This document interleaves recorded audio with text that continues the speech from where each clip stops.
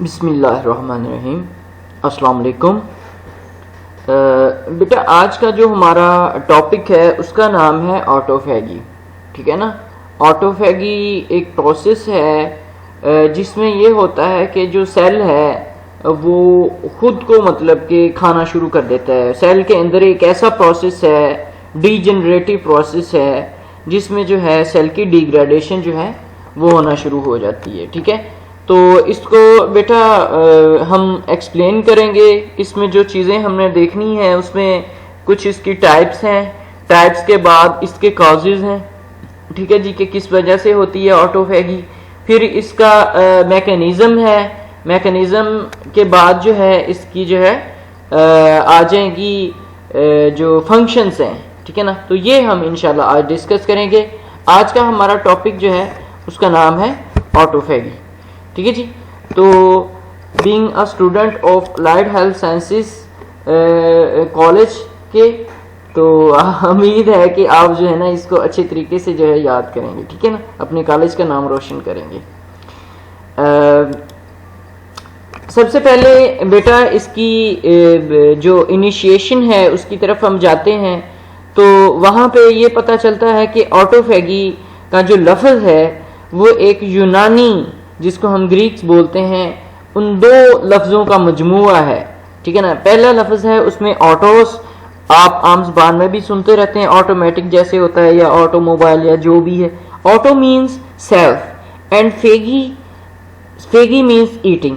So when we combine autos and phagy, so the meaning of that combinative word will be the self eating.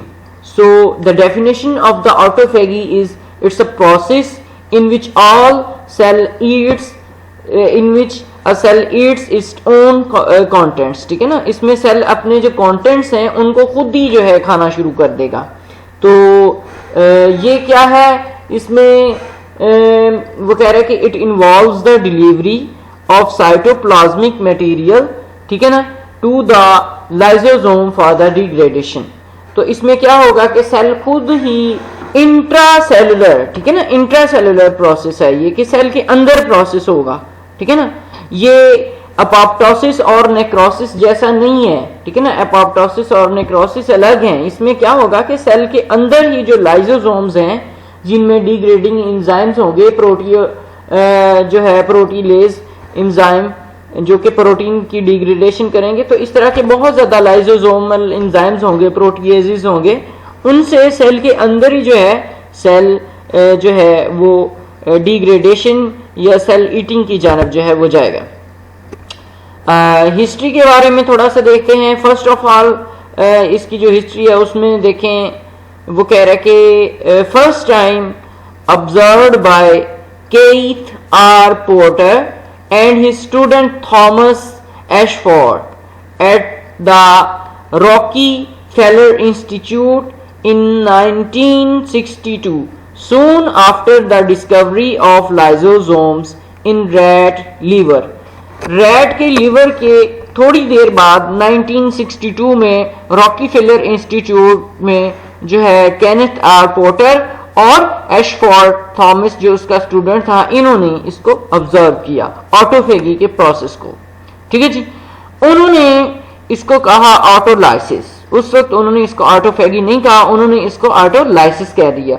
उसके बाद Christian डेड्यू ने और इसके अलावा Alex B नॉकीफेड ने जो है इसको जो है उन्होंने भी जो है इसको ऑटोफेगी या ऑटोलाइसिस का नाम दिया। फिर 2016 में क्या हुआ, 2016 में एक साइंटिस्ट है जो जिसको नोबेल प्राइज दिया गया फिजियोलॉजी में और मेडिसिन के अंदर। ठीक है ना। तो उसका नाम था योशिनोरी ओशिमी। ठीक है ना। ओशिमी, योशिनोरी ओशिमी साइंटिस्ट को इसी बात के ऊपर या डिस्कवरी ऑफ ऑटोफेगी के ऊपर जो है उसको फिजियोलॉजी और मेडिसिन में नोबेल प्राइज दिया गया। ये थोड़ी सी हिस्ट्री है। उसके बाद बेटा अब हम जाते हैं इसकी टाइप्स की तरफ। तो ऑटोफेगी की डिफरेंट टाइप्स हैं, मतलब कि इंट्रासेलुलर जो डाइजेशन है ऑर्गेनेलीज की, वो डिफरेंट टाइप से हो सकती है। सबसे पहले इसमें देखें, depending upon how the material is derived, autophagy can be categorised into the 3 types, कि किस तरह से मटेरियल जो है वो आता है ऑटोफेगी के लिए। उस हिसाब से हमने ऑटोफेगी को 3 हिस्सों में डिवाइड किया हुआ है। पहली देखें माइक्रो ऑटोफेगी, ठीक है ना, फिर है मैक्रो ऑटोफेगी, और फिर क्या है कैपिरॉन मेडिएटेड ऑटोफेगी, ठीक है ना, कैपिरॉन मेडिएटेड ऑटोफेगी। तो सबसे पहले इसमें हम डिस्कस करने जा रहे हैं कैपिरॉन मेडिएटेड ऑटोफेगी, जो इसकी टाइप है ऑटोफेगी की। तो ये क्या है कैपिरॉन मेडिएटेड ऑटोफेगी? जो है ये बेटा डायरेक्ट ट्रांसलोकेशन है। इसमें क्या होगा कि इसमें डायरेक्ट ट्रांसलोकेशन होगी across the lysosomal membrane by the chaperone protein, ठीक है ना। कैपिरॉन प्रोटीन के जरिए जो है, कैपिरॉन प्रोटीन चैनल्स के जरिए जो है डायरेक्ट ट्रांसलोकेशन हो जाएगी अक्रॉस द लाइसोसोमल मेम्ब्रेन, ठीक है ना। तो इसमें थोड़े से फैक्टर्स होते हैं। इसमें ये देखें कि सबस्ट्रेट प्रोटीन है KFERQ, ये फैक्टर है, और इसके अलावा साइटोसोलिक कैपिरॉन्स हैं। ये क्या करेंगे, जो लाइसोसोम्स है उसमें है प्रोटीएजेज एंजाइम, ठीक है ना। प्रोटीएजेज एंजाइम्स को क्या कर देंगे, डायरेक्टली जो है HSC73 जो है फैक्टर के जरिए ये बाहर जो साइटोसोल है या साइटोप्लाज्म है वहां पे भेज देंगे। अब वहां पे क्या होगा, वहां पे जो है ये प्रोटीन डिग्रेडेशन करवाना शुरू कर देगा। मतलब कि कैपिरॉन प्रोटीन्स जो हैं ये उन प्रोटीएजेज एंजाइम्स को डायरेक्टली लाइसोसोम के अंदर, चूंकि ये पहले थे तो लाइसोसोम की दीवार से डायरेक्टली ये बाहर साइटोसोल के अंदर जो है या साइटोप्लाज्म के अंदर इसको भेज देंगे, वहां पर डिग्रेडेशन स्टार्ट हो जाएगी। सेकंड जो है इसकी टाइप है वो है बेटा माइक्रो ऑटोफेगी, ठीक है ना। इसमें क्या होगा, इनवर्ड एंड इनवेजिनेशन हो जाएगी साइटोसोमल मेम्ब्रेन की, ठीक है ना, फॉर डिलीवरी। तो लाइसोसोमल मेम्ब्रेन जो है इसकी इनवर्ड इन्वेजिनेशन हो जाएगी, मतलब कि इसमें एंजाइम्स जो हैं वो बाहर नहीं निकलेंगे, दीवार से बाहर नहीं निकलेंगे एंजाइम्स, बल्कि जो जिस चीज की ऑटोफेगी करनी है या जिस चीज को खत्म करना है, जिस चीज को, उस चीज को अंदर की तरफ इन्वेजिनेट किया जाएगा। तो इसको बोलते हैं माइक्रो ऑटोफेगी, ठीक है ना। इसमें क्या होगा, लाइसोसोम्स की जो दीवार है वो अंदर की तरफ जाएगी और जिस चीज को खाना है वो यहां पे आएगी, ठीक है जी। तो फिर क्या हो जाएगा, फिर ये ऑटोफेगी जो है वो स्टार्ट होना शुरू हो जाएगी, ठीक है ना। Some proteins and organelles have direct joint to the lysosomes vacuoles, या फिर वो एंडोसोम के जरिए जो है इसको ऑटोफेगी को स्टार्ट करेंगे। जनरली वो कह रहा है कि ये नॉन सिलेक्टिव प्रोसेस है, but in some cases it is selective, ठीक है जी। नेक्स्ट बेटा इसमें जो हम देखेंगे वो है मैक्रो एटोफेगी, ठीक है ना। माइक्रो छोटे को कहते हैं और मैक्रो कहते हैं बड़े को। मैक्रो एटोफेगी ही खास तौर पे वो ऑटोफेगी है जिसको हम यहाँ पे ज्यादातर डिस्कस करेंगे, क्योंकि ये एक थोड़ा सा कॉम्प्लेक्स प्रोसेस है एज कंपेयर टू कैपिरॉन ऑटोफेगी और माइक्रो ऑटोफेगी। इसमें देखिए इसमें क्या होता है, इसमें ये होता है कि major form of, it is the major form of autophagy involving the मतलब के सिक्वेशनल या सीक्वेंस्ट्रेशन, ठीक है ना, सीक्वेंस्ट्रेशन, सॉरी ये जुबान पे लफ्ज नहीं आ रहा, सीक्वेंस्ट्रेशन जो है इसका मतलब तसलसल होता है बहरहाल, and transportation of protein of cytosol in a double membrane bonded autophagic vacuoles, ठीक है ना। यहाँ पे क्या होगा कि ये एक ऐसा तसलसल है जिसमें जो प्रोटीन और साइटोसोल जो है उनको डबल मेम्ब्रेन बॉन्डेड ऑटोफेगिच या ऑटोफेगी वैक्यूल्स के अंदर बंद करके जो है वो भेजा जाएगा, ठीक है ना। इसमें देखें ये सबसे पहले इंडक्शन है, इसकी न्यूक्लिएशन और एक्साइटेशन है, एक्सटेंशन है। इसमें इंडक्शन में क्या होगा, वो जो ऑर्गेनेलीज हैं वो क्या हो जाएंगी, इनगल्फ कर लेंगे उनको साइटोसोल, और जो है साइटोसोल उनको इनगल्फ करके क्या बना देंगे, ऑटोफेगोसोम्स बना देंगे, ठीक है ना। ऑटोफेगोसोम्स जो है वो फिर लाइसोसोम्स के साथ मिल जाते हैं, तो फिर वो ऑटो ऑटोफेगोलाइसोसोम्स जो हैं वो बन जाएंगे और उसके बाद लाइसोसोमल एंजाइम्स जो हैं वो यहाँ पे रिलीज हो जाते हैं। लाइसोसोमल एंजाइम्स जो हैं जब रिलीज होंगे, अच्छा जब ऑटोफेगोलाइसोसोम बनेगी तो फिर वो सिंगल मेम्ब्रेन हो जाएगी, ठीक है ना। पहले ऑटोफेगोसोम डबल मेम्ब्रेन है, लेकिन जब लाइसोसोम के साथ मिल जाएंगे तो लाइसोसोम्स के अंदर जो एंजाइम्स होंगे वो एक दीवार जो अंदर वाली है उसको खाना शुरू कर देंगे और फिर ये सिंगल जो है मेम्ब्रेन बन जाएगी। और उसके बाद फिर जो इसके अंदर जो कंटेंट्स हैं उनको भी जो है वो एंजाइम जो है उनकी डिग्रेडेशन करवा देंगे और आखिर पे उसकी डाइजेशन हो जाएगी, ठीक है जी। ये थोड़ा सा इसका प्रोसेस है। नेक्स्ट जो इसमें हमने देखना है ऑटोफेगी के अंदर बेटा वो है इसके कॉजेज। जाहिर बात है कि ऑटोफेगी क्यों होती है, इसमें कुछ कॉजेज हैं। तो ऑटोफेगी दो तरह से हो सकती है। ऑटोफेगी फिजियोलॉजिकली भी हो सकती है, मतलब नॉर्मल प्रोसेस के लिए भी ऑटोफेगी हो सकती है, और कुछ पैथोलॉजिकल कंडीशंस हैं उनमें भी जो है वो ऑटोफेगी हो सकती है।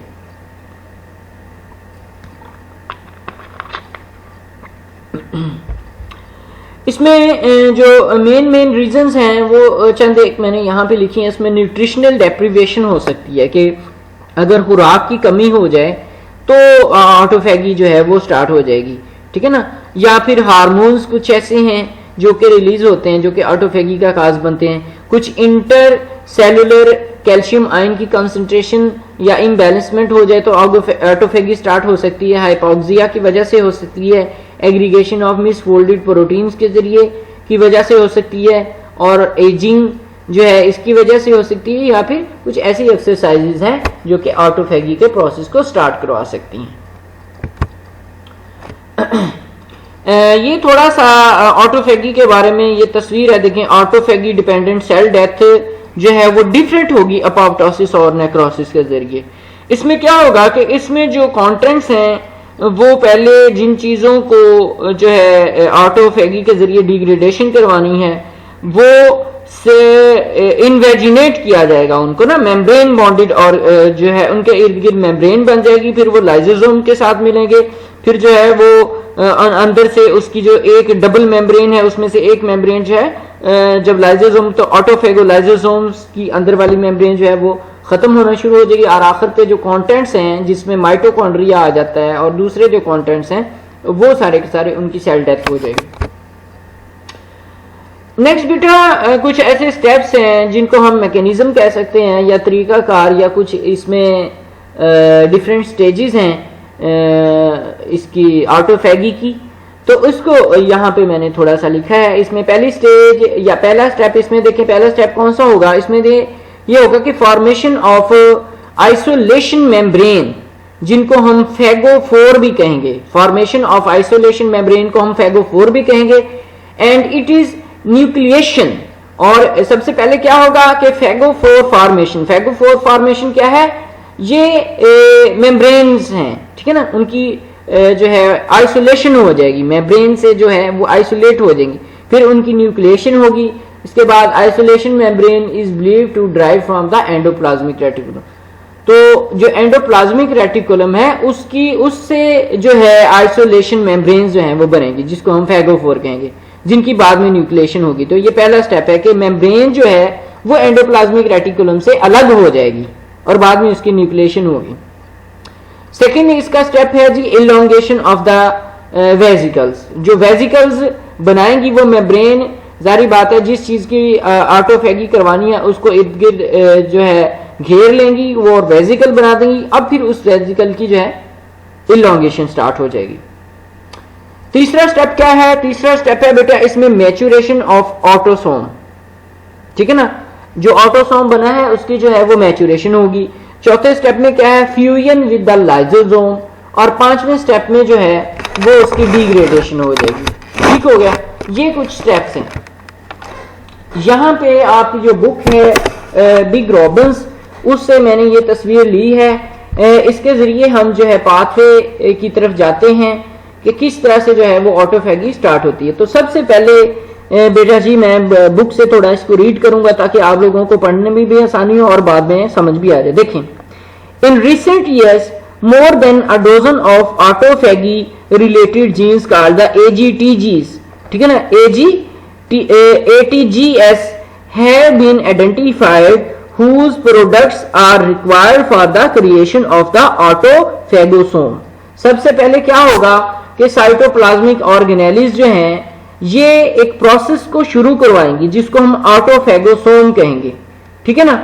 इसको वो कह रहे हैं कि शुरू करवाएंगी एक ऐसी चीजों मतलब कि एक ऐसा स्ट्रक्चर बन जाएगा जिसको ऑटोफैगोसोम कहेंगे, जबकि वो कह रहा है कि detail of the purpose is still unknown. हमें इसकी डिटेल ऑटोफैगी की अभी नहीं इतनी समझ, मतलब कि अभी अंडरस्टूड नहीं है, फुल्ली अंडरस्टूड नहीं है, ठीक है ना। कुछ इसकी आउटलाइंस हैं बस। इसमें सिंपल मॉडल में क्या होता है, इसमें देखें अगर तो इन्वायरमेंटल क्यूज होंगे जिसमें जैसे कि स्टारवेशन है, भूख की बहुत ज्यादा मतलब लगना। स्टारवेशन बेटा कहते हैं कि कहत वगैरह, कहत साली को, या जिसमें खुराक ना मिल रही हो बॉडी को, या फिर depletion of the growth factors, या फिर ग्रोथ फैक्टर अगर कम होंगे तो वो क्या कर देंगे, वो एक्टिवेट करवाएंगे initiation complex of the 4 proteins that stimulates the assembly of nucleation complex. यहां पे जो है सबसे पहले क्या होगा कि 4 प्रोटीन्स जो हैं उनकी इनिशिएशन होगी। एक कॉम्प्लेक्स होगा 4 प्रोटीन का, उसकी जो है वो इनिशिएशन होगी, ठीक है ना। और जो इनिशिएशन है वो फिर जाकर बाद में जो है किसके साथ मिलेगी, इनिशिएशन जो है वो बाद में 4 प्रोटीन के साथ जाकर मिलेगी, जिसको हम क्या बोलते हैं, जो न्यूक्लिएशन कॉम्प्लेक्स प्रोटीन के साथ, ठीक है ना। इनिशिएशन कॉम्प्लेक्स जो है ये भी 4 प्रोटीन के ऊपर मुश्तमिल है, और न्यूक्लिएशन कॉम्प्लेक्स जो है ये भी 4 प्रोटीन के ऊपर मुश्तमिल है। तो ये यहां से स्टार्ट होगा कहां, उसके बाद क्या होगा, this is in turn promotes the nucleation of autophagosomal membrane. Autophagosomal membrane elongates further and surrounds and capture its cytosolic cargo। अब जो है यहाँ पे बेटा देखिए न्यूट्रिशन अगर डिप्लीशन हुई है तो यहाँ पे ऑटोफैगिक सिग्नल जो है वो आना शुरू हो जाएंगे, किससे, इनिशिएशन कॉम्प्लेक्स से, जो बाद में न्यूक्लिएशन कॉम्प्लेक्स बनाएगा, और न्यूक्लिएशन कॉम्प्लेक्स जो है वो इनिशिएशन स्टेप जो है वो शुरू करवा देगा। यहाँ पे थोड़ा सा आपको समझ जो है वो आ जाएगी, ठीक है ना। ऑटोफैगी की इनिशिएशन है यहाँ पे, ठीक है ना। ये कॉम्प्लेक्स है प्रोटीन का जो कि इसको स्टार्ट करवाएगा, और बाद में जो है ये न्यूक्लिएशन कॉम्प्लेक्स के साथ जो है मिल जाएगा, ठीक है ना। तो फिर क्या होगा, न्यूक्लियर मतलब के मेम्ब्रेन न्यूक्लिएशन एंड फैगोफोर फॉर्मेशन, ठीक है ना। फैगोफोर फॉर्मेशन क्या है, अच्छा यहां पे देखें कि आइसोलेशन मेम्ब्रेन है। सबसे पहले आइसोलेशन मेम्ब्रेन कहां से आएगी, ये एंडोप्लाज्मिक रेटिकुलम से आएगी, ठीक है ना। तो इनिशिएशन कॉम्प्लेक्स जब न्यूक्लिएशन कॉम्प्लेक्स के साथ मिलेगा तो ये एक सिग्नल भेजेगा, मतलब कि आइसोलेशन मेम्ब्रेन को, जो कि फैगोफोर की फॉर्मेशन करवाना शुरू कर देगी, ठीक हो गया। उसके बाद क्या होगा कि फैगोफोर की फॉर्मेशन तो हो गई है। अब फैगोफोर की फॉर्मेशन में क्या होगा कि इसकी ये जो मेम्ब्रेन है, डबल मेम्ब्रेन जो है आइसोलेशन मेम्ब्रेन, ये आपस में एक ऐसे प्रोसेस के जरिए मिलेगी जिसको कहते हैं microtubule association protein light chain 3, ठीक है ना। और इसको आम जुबान में LC3 भी बोलते हैं, लाइट चेन 3। वो जो है इस डबल मेम्ब्रेन को आपस में यहां पे मिलाकर क्या बना देगा, ऑटोफैगोसोम। देखिए बेटा मैं इसको थोड़ा सा रिपीट करता हूं। सबसे पहले आइसोलेशन मेम्ब्रेन बनेगी जो कि एंडोप्लाज्मिक रेटिकुलम से आएगी।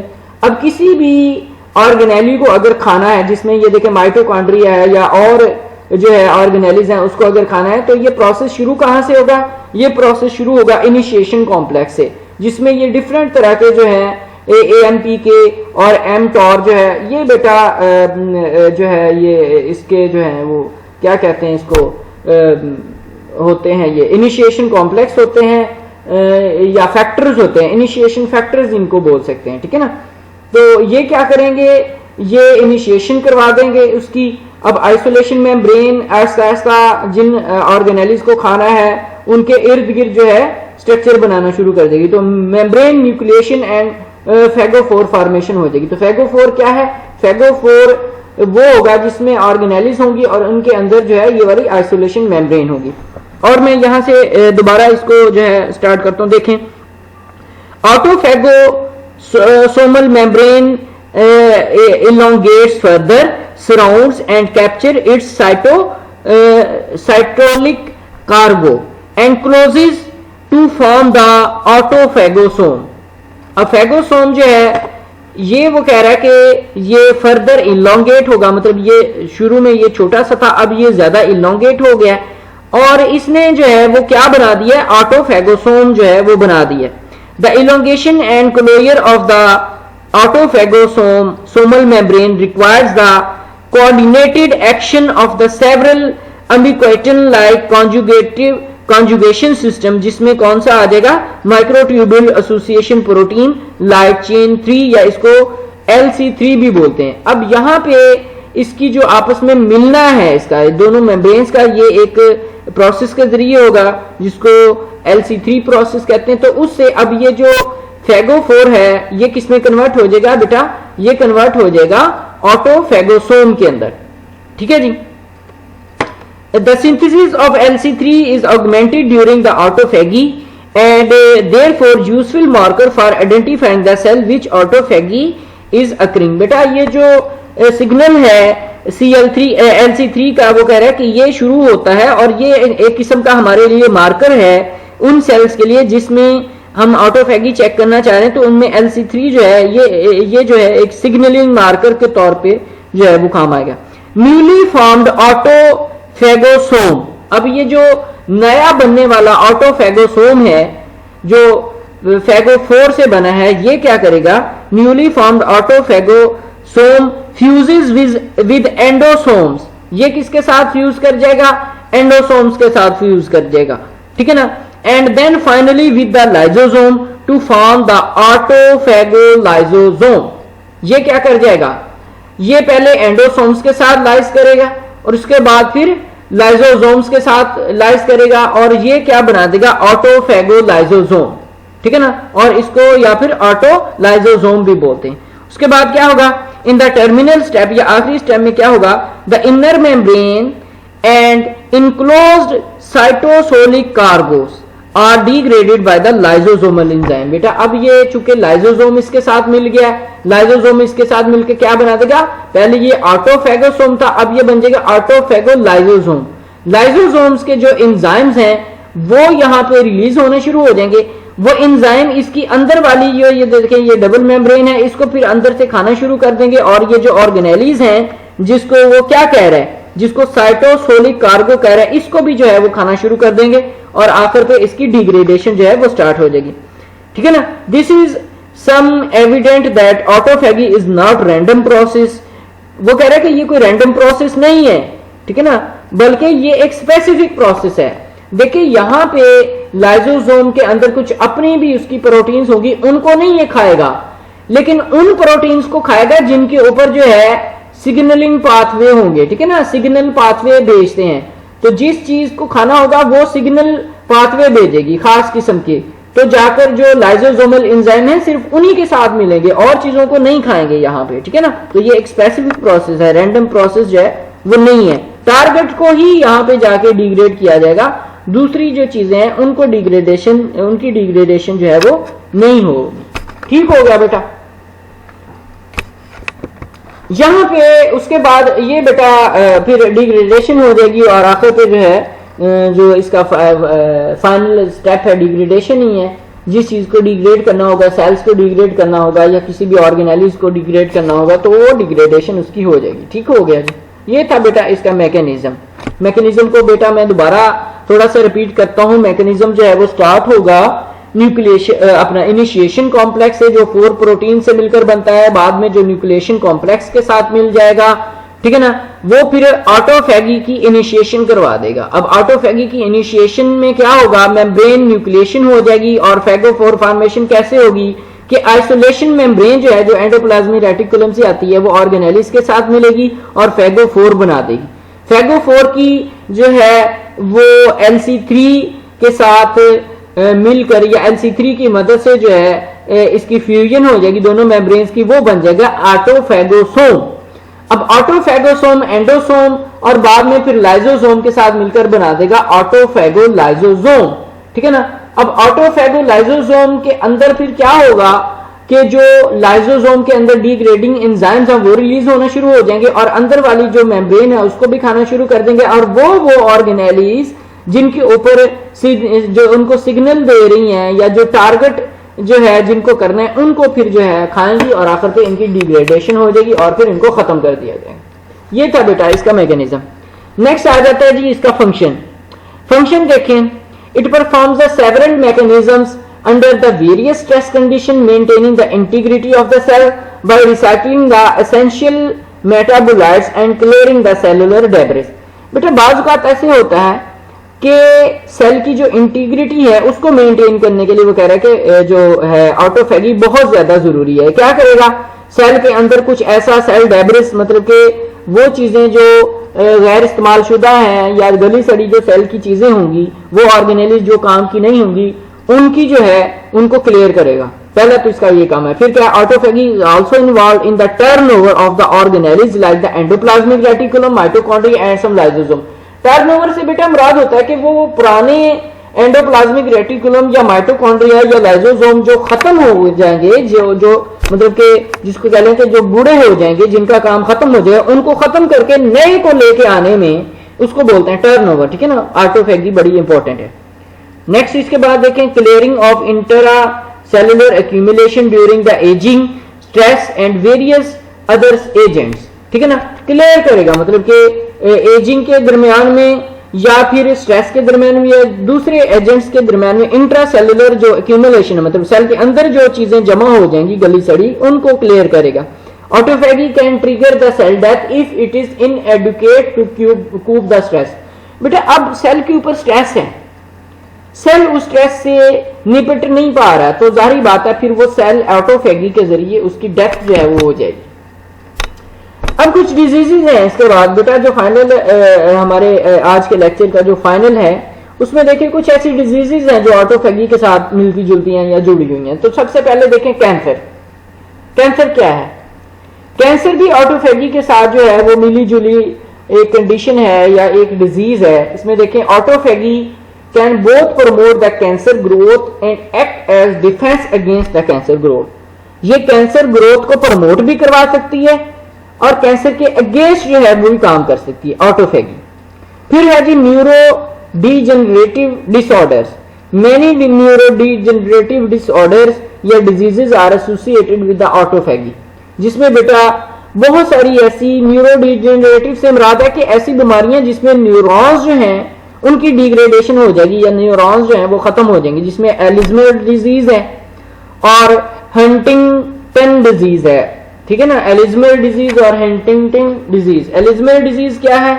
इसमें जो है लॉस ऑफ थिंकिंग होती है, जो न्यूरॉन्स हैं आपके ब्रेन में खास तौर पे उनमें डेमेंशिया जो है वो हो जाएगा, जो न्यूरॉन्स हैं वो उनकी तादाद कम हो जाएगी और इसमें जो है आमतौर पे लॉस ऑफ थिंकिंग हो जाएगी, सोशल विड्रॉ हो जाएगा, मतलब कि बंदे को समझ नहीं आएगी, वो घर का एड्रेस भी अक्सर ही उसको भूल जाता है और अपना नाम शाम भी भूल सकता है। तो ये ऐसी डिजीज है। हंटिंगटन डिजीज क्या है? ये एक ऐसी डिजीज है जो कि प्रोग्रेसिव ब्रेन डिसऑर्डर है। इसमें अनकंट्रोल्ड मूवमेंट्स होंगी, ठीक है ना, अनकंट्रोल्ड मूवमेंट्स प्रोसेस होगा और इमोशनल जो है वो प्रॉब्लम्स आ सकते हैं। तो ये बीमारियां जो हैं ये भी ऑटोफेगी के साथ जुड़ी हैं। इसके अलावा इन कुछ इन्फेक्शियस डिजीज हैं जिनमें क्या है, जिनमें जो है माइकोबैक्टीरिया है और शिजेला है, ठीक है ना। वो कह रहा है कि this is one the way by which the microbial protein are digested and drive to antigen presenting pathways, ठीक है ना। तो macrophage specific depletion of ATG5 increases the susceptibility of the tuberculosis, ठीक है ना। नेक्स्ट बेटा इसमें देखिए inflammatory bowel disease. Inflammatory bowel disease क्या है? Genomic wide association studies have linked both Crohn disease and ulcerative colitis to autophagy related gene, जिसमें Crohn disease और अल्सरेटिव कोलाइटिस हैं। बेटा इसमें वही फिर बड़ी आंत जो है उसके अंदर जो है वो फोल्डिंग्स बन जाती हैं, इन्वेजिनेशंस बन जाते हैं, ठीक है ना, कैंसर हो जाता है, ठीक है ना। ये ऐसी डिजीजेज हैं जिनको हम बोलते हैं इन्फ्लेमेटरी बाउल डिजीज, तो ये भी वजूहात जो है बन सकती हैं, मतलब कि ऑटोफैगी के जरिए। ठीक है जी, थैंक यू बेटा। आज हमने पढ़ा है ऑटोफैगी। ऑटोफैगी को मैं थोड़ा सा यहाँ पे आपको रिपीट कर देता हूँ। ऑटोफैगी जो है वो क्या है? ऑटोफैगी से मुराद होता है self eating. Auto means self and phagy means eating. ये एक ऐसा प्रोसेस है जिसमें सेल अपने कंटेंट्स को जो है वो खत्म करता है। कुछ हिस्ट्री है इसकी, उसके बाद इसकी टाइप्स है माइक्रो ऑटोफैगी, मैक्रो ऑटोफैगी और कैपिरॉन मेडिएटेड ऑटोफैगी। माइक्रो सबसे पहले देखेंगे कैपिरॉन मेडिएटेड ऑटोफैगी क्या है। इसमें डायरेक्ट ट्रांसलोकेशन है across the lysosomal membrane by the chaperone proteins. Micro autophagy में क्या है? इनवर्ड इन्वेजिनेशन है लाइसोसोम्स की, ठीक है ना। और मैक्रो ऑटोफैगी क्या है? ये एक बड़ा मतलब के ऑटोमेटिक प्रोसेस है जिसमें तसलसल के साथ प्रोटीन जो है और साइटोसोल जो है वो double membrane bonded autophagy vacuole जो है वो बनाएगा। फिर इसके काजेस हैं न्यूट्रिशनल भी हो सकते हैं, हार्मोनल भी, intracellular, calcium, hypoxia, aggregation of misfolding protein, aging and exercise. फिर इसका मैकेनिज्म है। मैकेनिज्म में क्या होगा? सबसे पहले तो बेटा ये जरा तस्वीर देखे। इनिशिएशन है। इनिशिएशन जो है वो 4 प्रोटीन से होगी। इनिशिएशन कॉम्प्लेक्स, फिर उसके बाद न्यूक्लिएशन कॉम्प्लेक्स बना देगा, फिर उसके बाद जो है आइसोलेशन मेम्ब्रेन के साथ मिलकर ये क्या बना देगा? फैगोफोर। फैगोफोर की जो है वो इलोंगेशन होगी। इलोंगेशन के लिए LC3 जो है ये पाथवे वो यूज करेगा। माइक्रोट्यूब्यूल एसोसिएशन प्रोटीन जो है लाइट चेन 3, ठीक है ना, ये उसको आपस में फ्यूज करवा देगा। फाइगोसोम की जो मेम्ब्रेन्स हैं दोनों, इनको ये बन जाएगा ऑटोफैगोसोम, ठीक है ना। ऑटोफैगोसोम पहले एंडोसोम और उसके बाद लाइसोसोम्स के साथ मिलकर क्या बना देगा? ऑटोफैगोलाइसोसोम।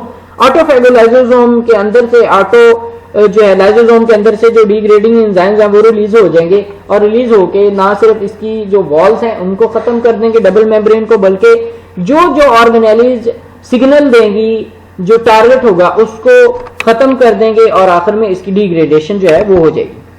फंक्शंस में डिफरेंट टाइप्स के इसके फंक्शन है। स्ट्रेस में सेल की इंटीग्रिटी को मेंटेन करता है, कुछ टर्नओवर, कुछ ऑर्गेनेलिस के टर्नओवर को मेंटेन करता है, क्लियरिंग सेल की करवाता है, इंट्रासेलुलर एक्यूमुलेशन इन एजिंग में, स्ट्रेस में और वेरियस एजेंट्स में। और इसके अलावा जो है वो कह रहा है कि ये फिर सेल की डेथ भी करवा सकता है अगर बहुत ज्यादा उसके ऊपर स्ट्रेस है तो।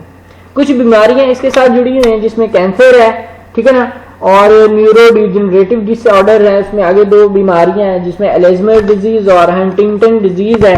इसके अलावा इन्फेक्शियस बाउल डिजीज, इन्फेक्शियस में है माइकोबैक्टीरिया और शिजेला, ये भी कुछ मिली जुड़ी हैं इसके साथ। और आखिर पे इन्फ्लेमेटरी बाउल डिजीज है जिसमें क्रोहिन डिजीज और अल्सरेटिव कोलाइटिस है, ठीक है ना। वो कह रहा है कि इनकी जीन्स जो है मिली जुली।